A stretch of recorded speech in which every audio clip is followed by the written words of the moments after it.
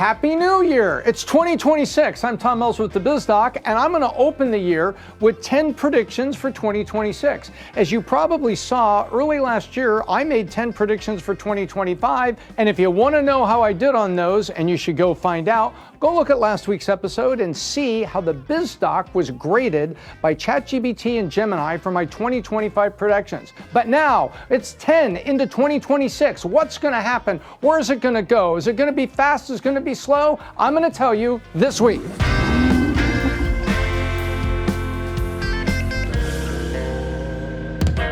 The 10 predictions for 2026, starting with AI growth slowing. Why does growth slow? Because it hits a power wall. The power wall is this. I talked about it on the podcast. I've talked about it a couple times.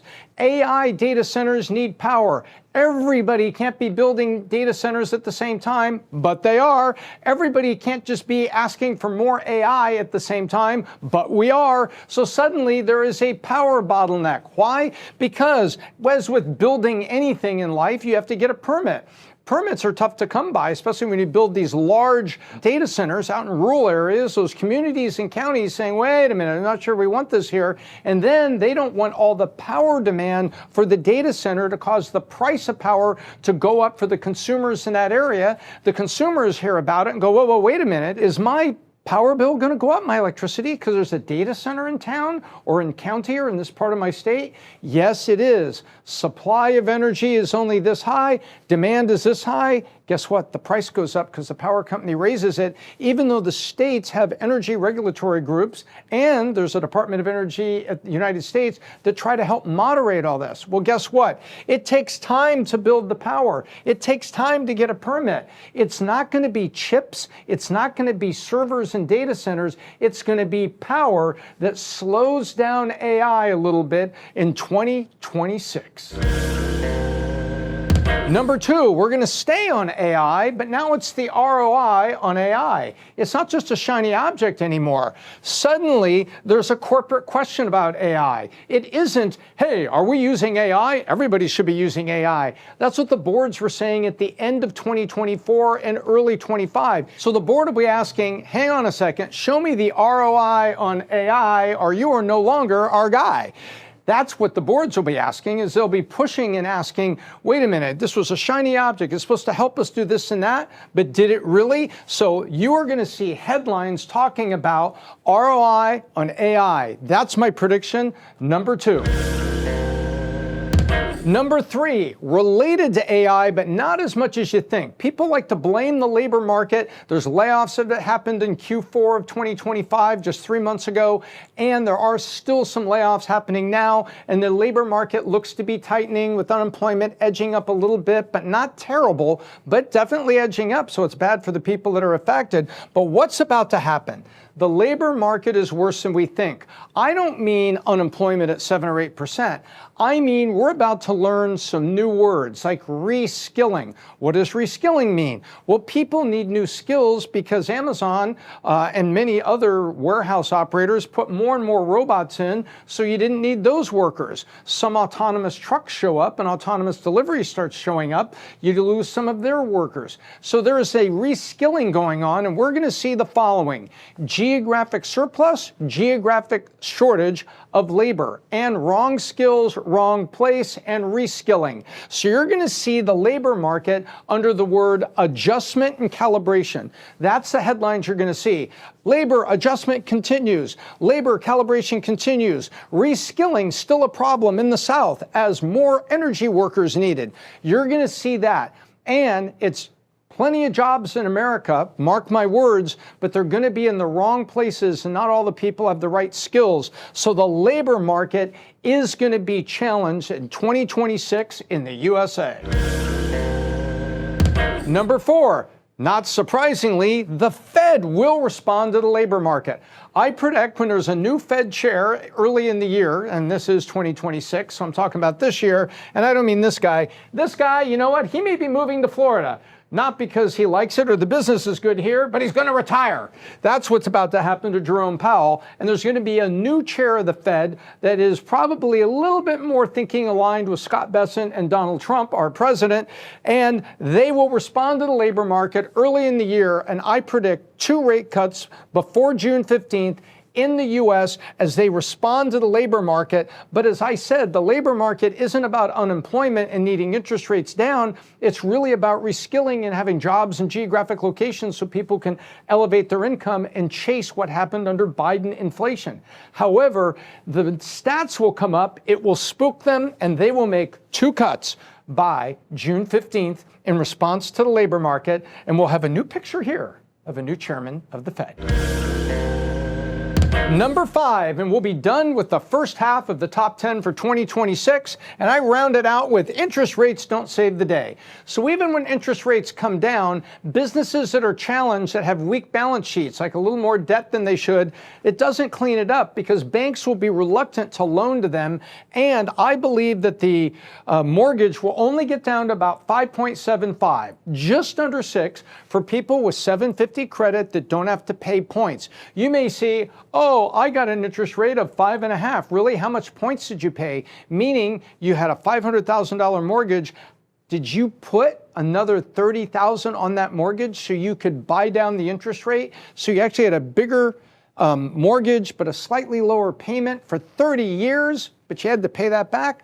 I don't know if that math works, but that's what some people will talk about. However, for the people that just go in and play it straight, I just bought a house, I just want a mortgage, I'll pay the basic fees, but I do not want to pay points or anything to lower my rate artificially, the best they're going to see is about a 5.75% on the 30-year fix, and the interest rates don't save the day for businesses that are already stressed in a changing economy.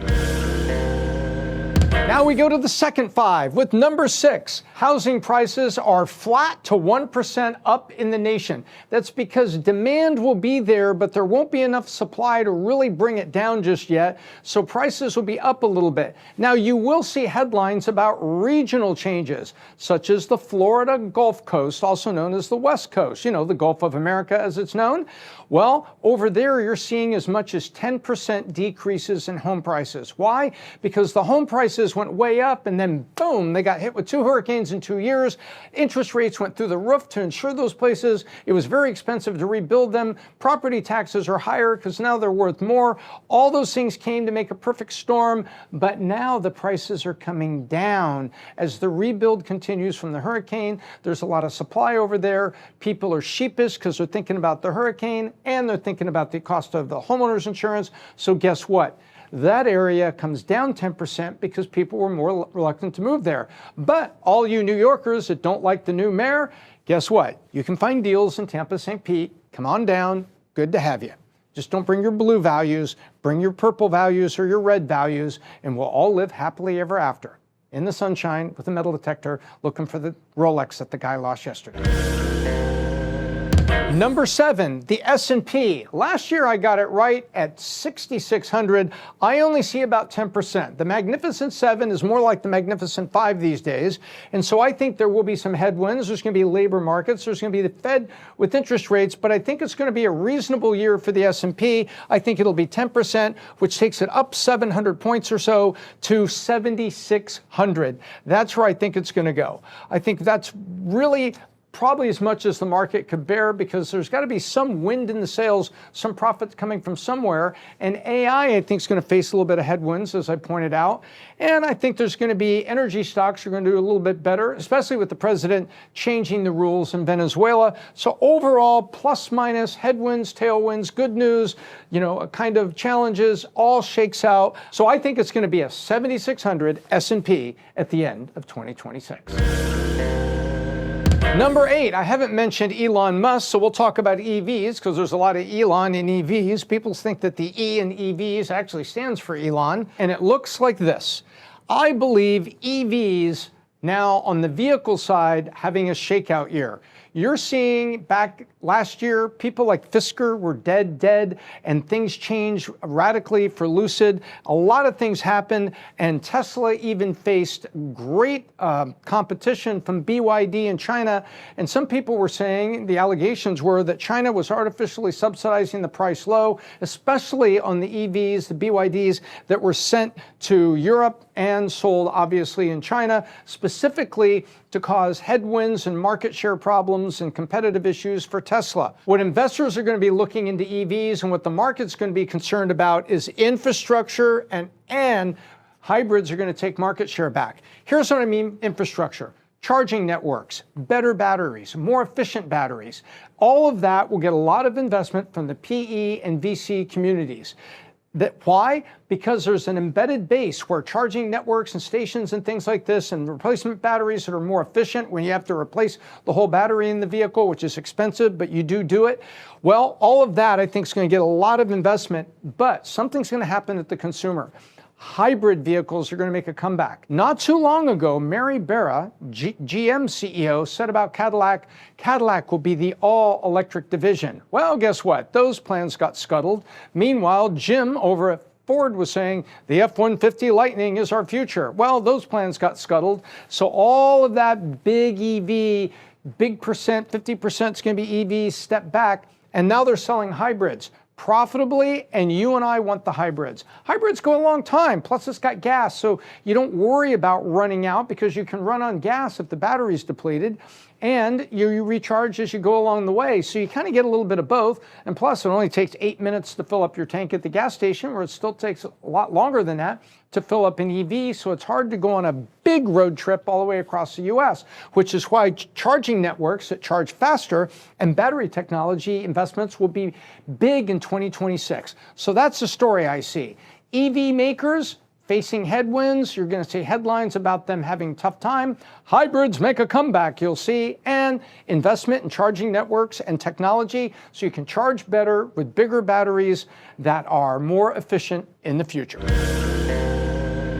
Number 9, the media discovers the post-sale reality. What I'm really talking about is the WBD, Warner Brothers Discovery, sale to Netflix or Paramount, however that shakes out. I'm not making a prediction other than there's going to be a sale. However, there will be, after that sale, a brand new reality really comes home to roost in the media space, meaning old legacy linear cable channels will be challenged. Some of them will be completely turned off. MTV, just in the last 2 weeks, turned off its all music channels in Europe. Amazing. After how many years? Video killed the radio star. Guess what? They played it again and they shut down. Well, you're going to see more linear channels like that shut down as we go to streaming. And in the new world of media, the post-sale reality, there will be focus on personalities, podcast, and individual series. More things like PBD podcasts, more things like Game of Thrones, individual series, and more things that are driven by individual personalities rather than linear channels that are thematic, like Animal Planet or Discovery Channel. Although Discovery and Shark Week are still going to be around, but a lot of other things are going to have a tough time being a linear channel in the future. That is the post-sale reality. Linear channels take it on the chin. Some big-time investment where they overpay a podcaster to be on Sirius satellite radio or on Netflix. We'll see headlines about that, like, what were we thinking? How much do we pay for this? But the big story will be all of the old cable architecture and cable channels, linear channels, taking it on the chin in terms of ad sales, and many of those getting put to rest permanently.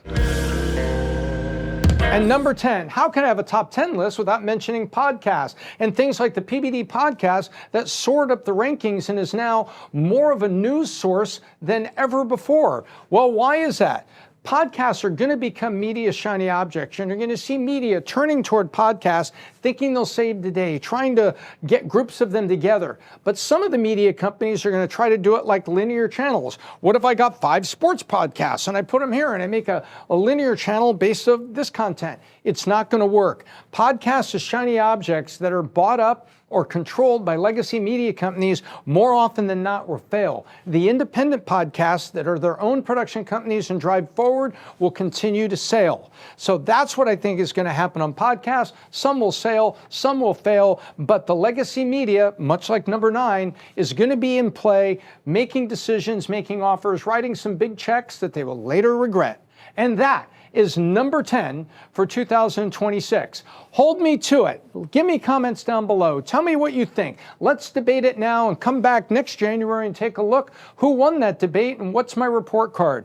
I fearlessly present this to you, and thank you for watching the BizDoc, and thank you for watching Numbers Scream. And until next week, I'm Tom Ellsworth, and I hope I left you better than I found you. That's Numbers Screen this week. If you want us to take a look at your company and see why your numbers are screening, contact Bet David Consulting. We are happy to sit down and show you how some of the educational programs like the Business Planning Workshop and the Vault Conference itself can help you with all of that. And we have monthly masterminds and elite masterminds to help provide guidance to those of you that are running a business and striving to make things better tomorrow than they are today. As for me, I'm Tom Ellsworth, the BizDoc, and I hope I left you better than I found you.